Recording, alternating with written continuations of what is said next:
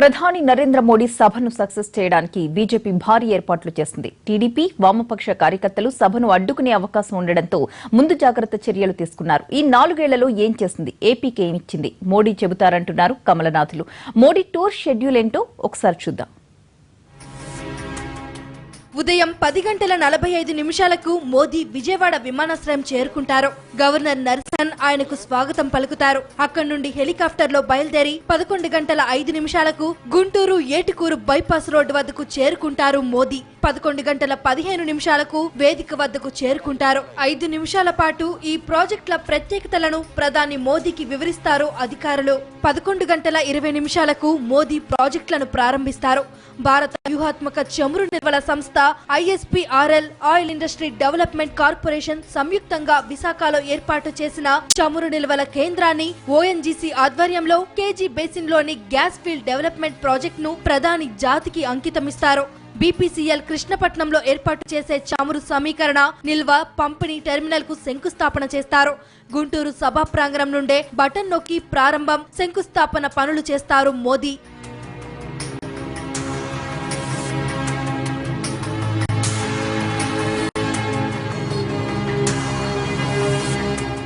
11:25 Etukuru bypass నుండి గుంటూరులో ఏర్పాటు చేసిన సభా వేదిక వద్దకు బయలుదేరతారు. 11:30 నుండి 12:15 వరకు సభలో పాల్గొంటారు. 12:50 విజయవాడ ఎయిర్పోర్ట్ కు చేరుకుంటారు. తర్వాత తమిళనాడులోని తిరుప్పర్, ఆ తర్వాత కర్ణాటక రాయచూర్లోని గబ్బూర్లో జరిగే బహిరంగ సభలో పాల్గొంటారు ప్రధాని మోదీ.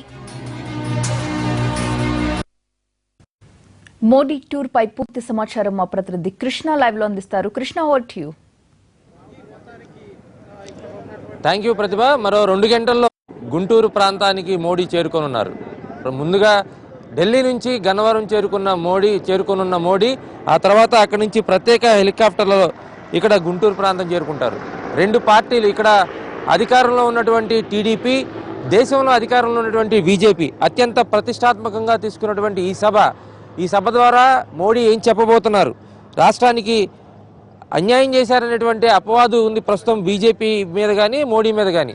అదే పక్కన పెట్టుకోవాలంటే, తిరిగి బీజేపీ ఈ రాష్ట్రంలో మంచి చేసిందని చెప్పుకోవాలంటే మోడీ ఏం చెప్పబోతా ఉన్నారు, అదేవిధంగా అధికార పార్టీ విసిరిన సవాల్, ప్రస్తుతం అన్ని ప్రాంతాల్లో నిరసనలు వ్యక్తం చేస్తున్న పరిస్థితి, ఈ సవాల్ను మోడీ ఎలా అధిగమిస్తారు, ఇదే ప్రస్తుతం రాష్ట్ర ప్రజల్లో హాట్ టాపిక్గా ఉంది. 2 రాజకీయ పార్టీలు రగిల్చినటువంటి రాజకీయ వేడి ఏదైతే ఉందో అది ప్రజల్లోకి ఖచ్చితంగా వెళ్ళింది. ఇక్కడ మన గుంటూరు పరిస్థితి చూసుకుంటే సభా ప్రాంగణం మొత్తం కూడా ఇప్పటికే పూర్తయిన పరిస్థితి. అన్ని ఏర్పాట్లు చేశారు బీజేపీ శ్రేణులు. జాతీయ స్థాయిలో ఉన్నటువంటి బీజేపీ నేతలు కూడా ఇక్కడ ఈ ప్రాంతంలోనే మకాం వేసి మొత్తం ఎప్పటికప్పుడు ఏర్పాట్లను పరిశీలించడం జరిగింది.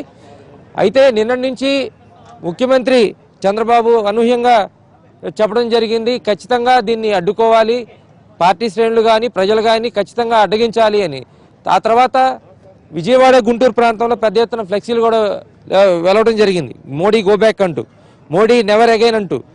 ఆ నేపథ్యంలో బీజేపీ నేతలు కూడా అత్యంత ప్రతిష్టాత్మకంగా తీసుకున్నారు. గతంలో ఉన్నటువంటి మోడీ వచ్చినప్పుడు ఎటువంటి స్పందన అయితే వచ్చిందో అదే స్పందన ఇక్కడ కలగజేయాలనేటువంటి ఆలోచనలో ఉన్నారు. అదే నేపథ్యంలో ఇక్కడ చేసినటువంటి ఏర్పాట్లు, దాని తర్వాత బీజేపీ నేతలు ఈ సభ తర్వాత ఎటువంటి వ్యూహం రచించబోతా ఉన్నారు, రాష్ట్రంలో రాజకీయాలు ఏ విధంగా మారబోతున్నాయని కూడా నిశ్చితంగా పరిశీలిస్తూ ఉన్నారు. ఇటు టీడీపీ చేస్తున్నటువంటి కామెంట్లు, రాష్ట్ర విభజన తర్వాత విభజన హామీలు ఏదైతే ఇచ్చారో పార్లమెంట్ సాక్షిగా, రాజ్యసభ సాక్షిగా ఆ హామీలు నెరవేర్చలేదు. ప్రధాని హోదాలో ఉన్నటువంటి మోడీ కూడా అనేక సార్లు చెప్పడం జరిగింది, రాష్ట్రానికి న్యాయం చేస్తాం, అలాగే రాజధాని నిర్మాణానికి సహకరిస్తామనేటువంటి కామెంట్లు చేశారు.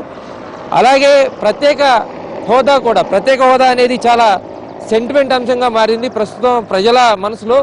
ఈ సెంటిమెంట్ను పక్కన పెట్టి ప్రత్యేక ప్యాకేజీకి ఎలా ఒప్పించాలి, ఎలా ఒప్పిస్తారు అనేది కూడా, ప్రజలను ఎలా సంసిద్ధం చేస్తారనేది కూడా బీజేపీ ముందు ఉన్న పెద్ద టార్గెట్.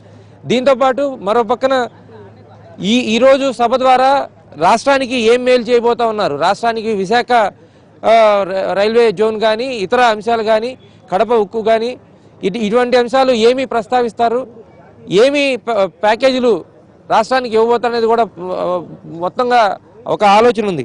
ఉదయం ఒక 10-40 గంటల ప్రాంతంలోనే ఈ రాష్ట్రానికి చేరుకున్న మోడీ ఆ తర్వాత 11:30 గంటల ప్రాంతంలో ఇక్కడ చేరుకుంటారు.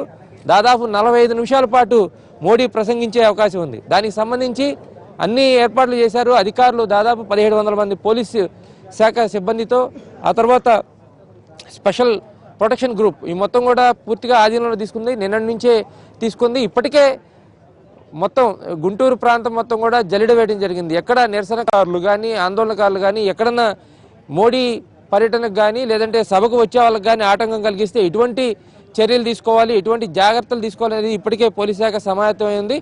టోల్ గేట్ల వద్ద కూడా పోలీస్ పహారా పెట్టింది. ఎందుకంటే దూర ప్రాంతాల నుంచి బీజేపీ శ్రేణులు కానీ లేదంటే మోడీ అభిమానులు కానీ ఎవరైనా వచ్చే పరిస్థితుల్లో స్థానికంగా ఉన్నటువంటి అధికార పార్టీకి సంబంధించినటువంటి నేతలు కానీ లేదంటే ప్రజా సంఘాలు కానీ ఏదైనా ఆటంకం కలిగించినా లేదంటే నిరసనకారుల నేపథ్యంలో ఇటువంటి ఆందోళనలు అంటే రాస్తారోకోలు రహదారులను దిగ్బంధం చేయటం ఇటువంటి పరిస్థితులు వచ్చినా దాన్ని తిప్పికొట్టేందుకు పోలీస్ శాఖ కూడా సమాయత్తమైంది. ఇంకొక అంటే స్పెషల్ టాస్క్ ఏంటంటే పోలీసులకి ఇప్పుడు గ్రామాల్లో ఉన్నటువంటి పరిస్థితి, గ్రామాల్లో చాలామంది అంటే ఒక పక్కన సభకు రావాలని ఆలోచన చేస్తున్నారు, మరో పక్కన సభ నిర్వహించడానికి వీల్లేదని కొంతమంది నిరసన వ్యక్తం చేస్తూ ఉన్నారు.